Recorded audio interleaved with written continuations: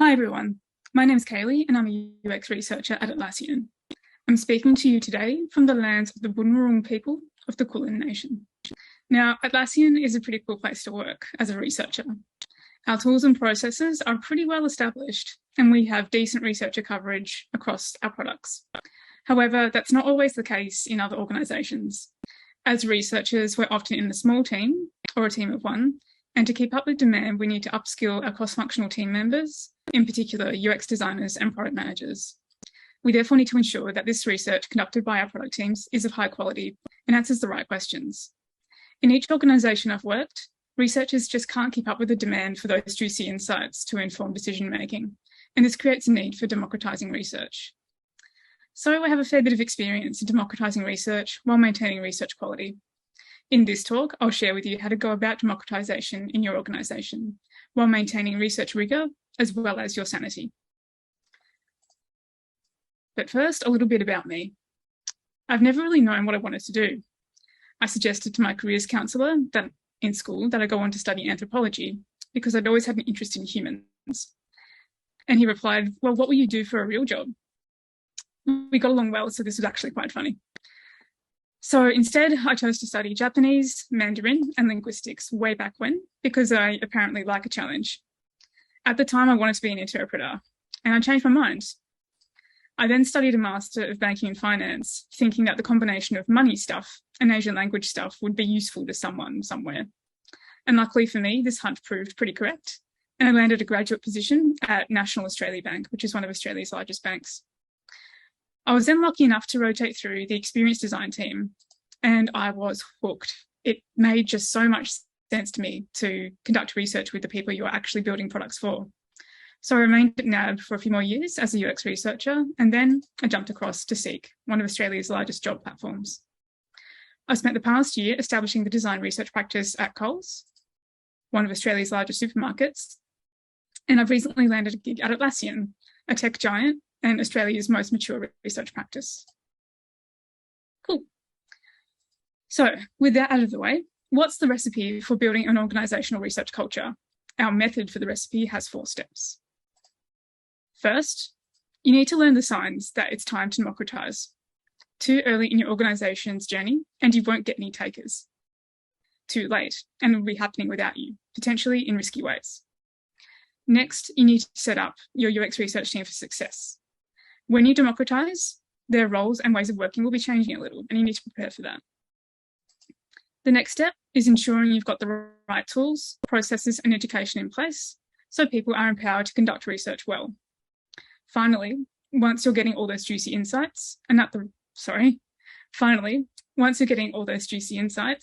you need to make sure they're being heard in the right places and at the right decision points. I will say now that I've written this talk assuming that there is at least one UX research person in your organisation. If you don't have a UX researcher, that's okay. I'll point out where in this talk you can take parts of the talk and adapt it to your context. Cool, so let's dive into the first step, recognising the need to democratise. Democratisation of research is so hot right now. As many of us may be feeling, for whatever reason, a team's demand for research grows, and UX researchers and the job market just can't keep up with that demand. That demand could come about as a result of a few things. Maybe it's some industry trends like continuous discovery or customer centricity. Maybe it's the organisation realising that research is important and they want to do more of it. Or maybe it's just UX and design and product maturing like other specialisations. To keep up with this demand, many research teams turn to democratising their research processes. And as with just about anything in UX, there's lots of definitions out there regarding what democratizing research actually is. For the purposes of this talk, I'm going to define it like this. So democratizing UX research means enabling our cross-functional team members to take part in or carry out UX research activities. So let's look at how a research team might reach this point so you can recognize it in your own organization. And what I'm going to go through is based on my experiences at NAB, Seek, and Coles. So what I'm about to talk through aren't by any means hard and fast rules. This is a generalisation of what I've seen and experienced working in a few different places. So I'd like you to imagine a small research team in an organisation where UX research is relatively new. This team might be a team of one or a team of a few people, and it's centralized. They all kind of hang out together. When a research team is relatively new to an organisation, people with the job title UX research typically conduct all types of research across the product development lifecycle or double diamond. They might be supported by the cross-functional team, mostly design or product, with things like note-taking and synthesis, but the researcher is ultimately responsible for the whole lot. As the research team gets some runs on the board, the demand for research intensifies. This demand could also coincide with industry trends, as I mentioned earlier. And this is your tipping point.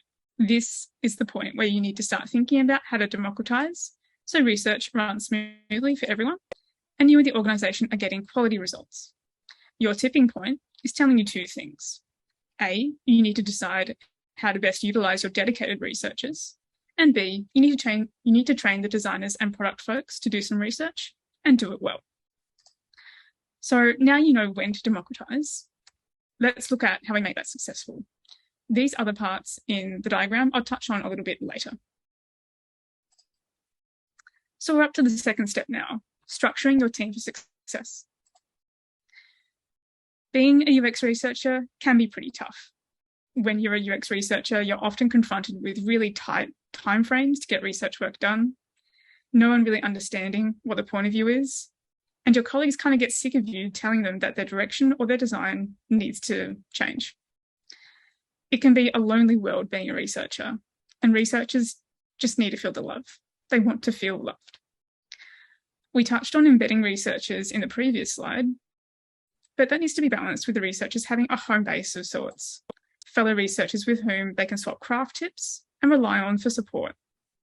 We are humans at the end of the day, and humans need other humans to empathise with their experiences. So let's look at how this plays out in practice. Imagine you're working for a university and you're working on their website, and there's 5 product teams. Product team red, blue, purple, green, and orange. Product teams red and blue work on the student side of the experience, while the other product teams work on the university staff side of the experience. So here they are. So in this example, we've got our team of some researchers over here, and we've got the product teams I mentioned earlier. There's 5 of them. And say in this team of some, you have 2 researchers, these little folks in yellow. Up until now, in your centralized model, they've been jumping between projects and product teams as demand dictated. However, things are getting really busy now, and they can't keep up with the demand. You've reached your tipping point. You've chatted with your researchers, and you all agree training the team to take on some research work will alleviate demand. But where does that leave the research practice? This is where you create domains or product spaces for your researchers to hang out in. Let's look at what that's like. Here's one, and here's the other. Doing this has a few benefits.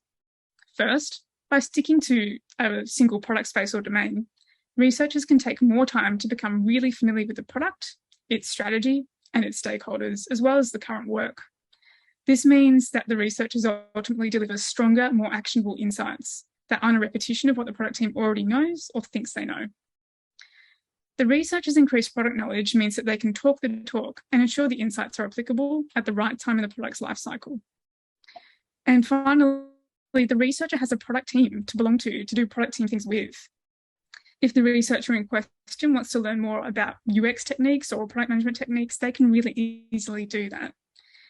More importantly, they're included in stuff like end-of-year events, in workshops, on emails, and most importantly, in any key decision-making forums about that product. So that diagram from earlier, the one with the different team types, you're now at the midpoint of that diagram where you're starting to have your researchers partner with product teams, and there's more researchers. So let's look at the next steps to make that partnership a success. So we've allocated our researchers to product domains so they have a defined focus and they can deepen their relationships with those stakeholders. Next, you want to define what research work the researchers do and what research work the designers or the product folk can do. Neither role can do all of it, and we're not expecting non-researchers to become researchers overnight. It's a specialist skill after all.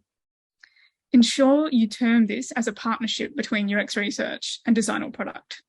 Using this terminology sets the expectation that designers and product managers seek guidance from UX research on executing any tactical work, and it's therefore of a high quality and reduces the risk of findings being valid. If we think about the double diamond as it pertains to research, there's two broad categories here: research to build the right thing and research to build the thing right.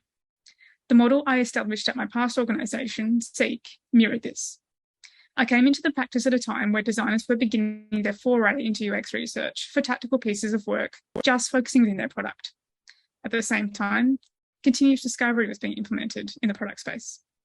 So looking at all this research that was going on, the gap that became immediately obvious to me as a dedicated researcher was exploratory research that spanned not only within a particular product, but also across multiple products, looking at the horizontal experience or journey of a customer rather than just the product vertical. Because designers were conducting research into their own products for the most part, it left a gap for exploratory future-focused research looking across products and beyond the Seek ecosystem. In addition, specialist UX researchers are typically better equipped to handle the sorts of questions exploratory research asks, as well as tackle the trickier sorts of methods that you might want to utilize at this stage. And they also have more time to do it because they're not trying to do design work or product work on top of that. Ensuring there's a partnership between UX research and product or design when executing the tactical stuff also means your researchers keep all their research skills sharp. So summarizing that, you need to give your researchers a place to exist and a purpose if there's other people in the organisation conducting research too. This enables your researchers to do their best work and enables you to retain them, and also benefits the business by providing it with a wide range of data from which they can build great products. So we've covered when to recognise the need to democratise and how to structure your team for success. So let's look at how we build the right infrastructure to support that. So infrastructure, in my view, comprises education, processes, and tools. I'm going to talk in detail about education and processes. Education comprises setting expectations and running some formalised training sessions. First, you need to set the expectation with a broader design and product function around what the UX research practice will do. Outline the structure of your UX research team and what types of research they lead, compared with what types of product and design folk can conduct, all in partnership with their embedded researcher, of course. Make sure to include a point around the researchers being available for coaching and support. That's essential to making democratized research work. Do this as part of an existing ritual or meeting so people have to listen to you, and follow it up with an email or a blog post people can refer back to so they don't forget. Once you've set those expectations, you need to conduct some formalised training, just a little bit to start people off. This ensures that everyone who does research has the same base level understanding of what good should look like. You can start by assessing people's understanding of UX research techniques, and then you can use that as a baseline to run some standardised training and some targeted training for specific groups. For example, at Seek, I ran some broad training for product managers around research fundamentals and some basic note-taking training for one particular squad who wanted to upskill in that area. If you're really pressed for time, train people up on facilitating user interviews and conducting basic concept testing. In my view, this is typically what designers and product managers end up doing a lot of. For facilitating user interviews, you can create a basic exploratory interview template for product and design to use. They can then copy that and adapt the questions to their context. Finally, encourage a culture of peer review and sharing open, unfinished work. Ensure the researchers are setting the example by doing this as well, so designers feel safe to do so too. That peer review culture, again, ensures research quality and reduces the risk of research being invalid.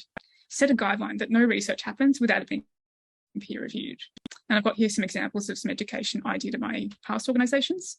This is explaining types of research at Seek, and this one's from NAB, looking into training people how to ask good research questions, good interview questions.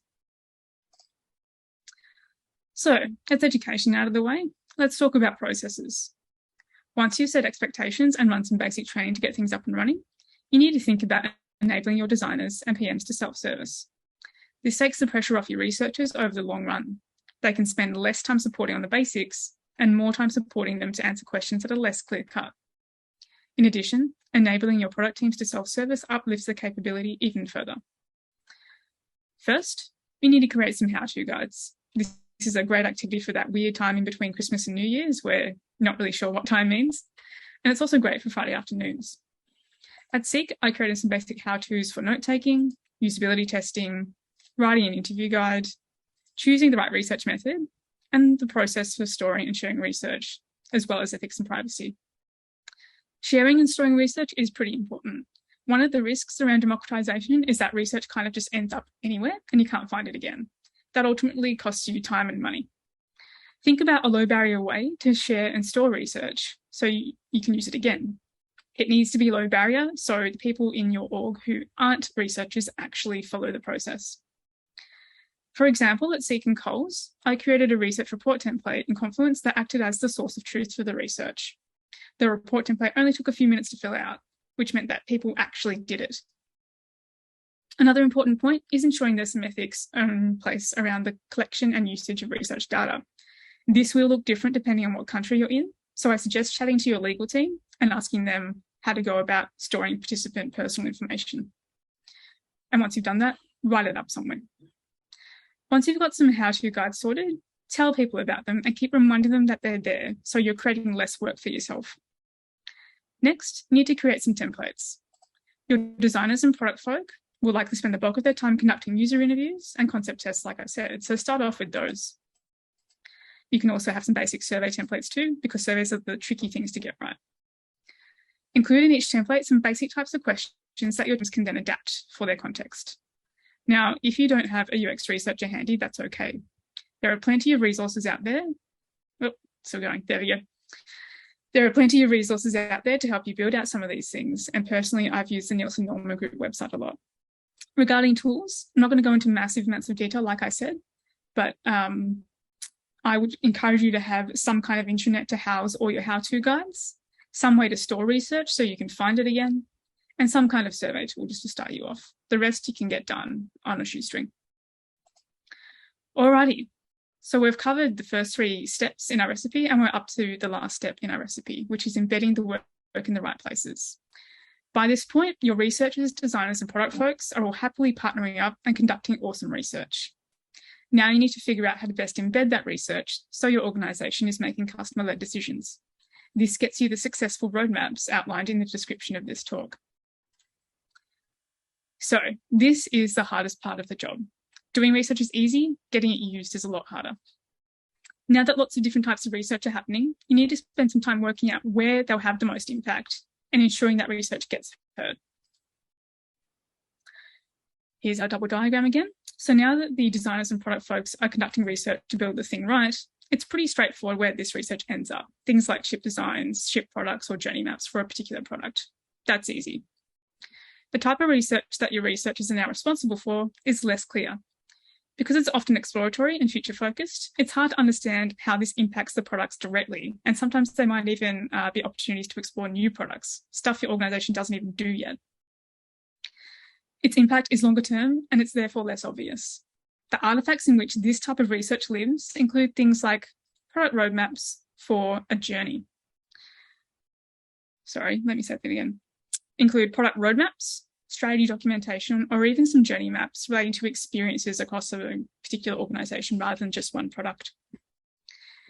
Get really friendly with your stakeholders and get them to share these artifacts with you, or better yet, run some co-creation sessions and make them together so you both have ownership over this. At Seek, I would partner with product teams to embed exploratory research insight into their opportunity solution trees, for example. At Coles, I'd work with the group product manager to embed opportunities from research into their forward planning for each quarter.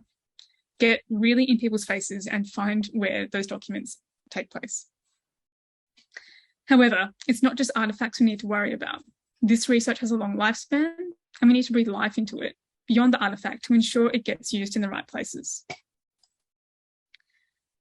So once you've figured out the research artifacts in which your researcher's work lives, you then need to get that work in front of the right people.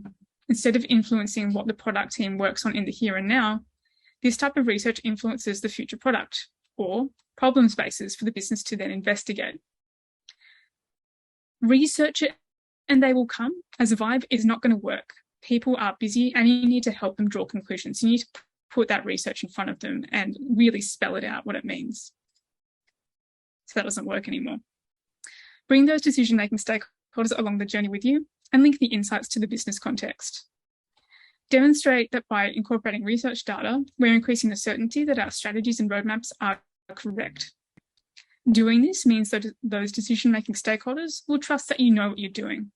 The follow-on effect from this is that you get invited to more and more important meetings where those decisions are taking place. Or you can set that expectation way back when you're educating your team. Keep being persistent. It's really hard, but don't give up. Keep asking, keep showing your work, keep proving why it's valuable. Keep explaining how it fits in, and the invites will come. Keep an eye and an ear open for meeting titles like quarterly planning, jobs to be done, journey mapping, vision or strategy. That's likely a place where your research will have value. Get into those meetings. After that, both the research work the product teams do and the research work the researchers do will have a place in your company's product roadmaps and also with shipped products. It's about finding the artifact and getting time with the people who own those artifacts. Phew. So thanks for coming along that journey with me. Wrapping up what we learned today, we talked about recognizing the need to democratize and looking for that tipping point. We talked about ensuring your researchers have a home and a purpose. We talked about ensuring there's the right infrastructure in place, education and processes. And we talked about embedding your great work in the right places for maximum impact. And lastly, start kicking goals. Thanks for listening.